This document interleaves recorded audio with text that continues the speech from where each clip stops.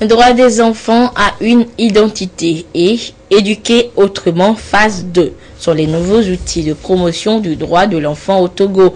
Une initiative pilotée par le gouvernement togolais et ses partenaires que sont entre autres l'ONG Born Fonden pour permettre à ces êtres fragiles de disposer de pièces d'identité et surtout de ne plus être victimes de sévices dans leur milieu d'éducation et d'apprentissage. L'analyse de ces deux projets avec Victorine Aïssa et Christine Petit-Kialodé. Le droit à une identité, le premier des droits qui sont reconnus à l'enfant pour sa protection. Les instruments juridiques internationaux et nationaux comme la CDE, la Charte africaine des droits et du bien-être de l'enfant, le Code de l'enfant garantissent ce droit dès la naissance. Malgré l'arsenal juridique mis en place, des centaines d'enfants seraient aujourd'hui privés d'une existence légale. Aujourd'hui, si vous allez voir, avant qu'un enfant va avoir la naissance dans un village, il faut qu'il arrive au CM2. Il veut passer le certificat. C'est le temps là qu'on presse. Mais ce n'est même pas lui, c'est le directeur qui les convoque avec nous, notre effort. On les force à faire la naissance à l'enfant. C'est vraiment l'acte fondamental par rapport à un enfant.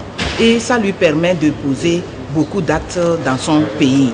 Non seulement à l'école, dans la famille, mais plus tard, s'il n'est pas reconnu à travers cet acte qui permet de le reconnaître, comment il peut contribuer au développement de son pays. Ça l'expose beaucoup à toute forme de violence, d'exploitation. L'analyse du système d'enregistrement des naissances a fait ressortir des difficultés liées à la méconnaissance de la loi relative à l'organisation de l'état civil et aux erreurs de remplissage des registres. Des mesures correctives sont mises en œuvre par le gouvernement, soutenu dans cette démarche par l'ONG Born Fonden à travers le projet Droit des enfants à une identité. 35 cantons et communes des préfectures de Bassar, d'Oufelgou et Haro sont concernés. Lorsque certains parents prennent l'attestation de naissance au centre de santé, pour eux c'est l'acte de naissance. Et ils ne continuent plus le processus. Et le jour où on leur demande à l'école d'avoir l'acte de naissance, ils sortent avec l'attestation de naissance qui a été remise au centre de santé. Ça veut dire qu'il y a un travail de fond à faire. Le terrain a montré réellement qu'il y a un grand problème en termes d'actes de naissance de qualité. Donc nous allons travailler à ce que cette société civile-là accompagne Born Fonden à aller vers une réclamation d'un service d'acte de naissance de qualité.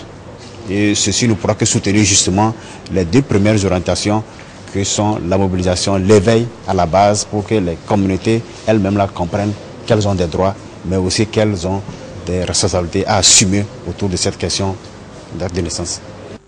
Parallèlement à ce projet, la Coalition nationale togolaise pour l'éducation pour tous a lancé la phase 2 du projet Éduquer autrement.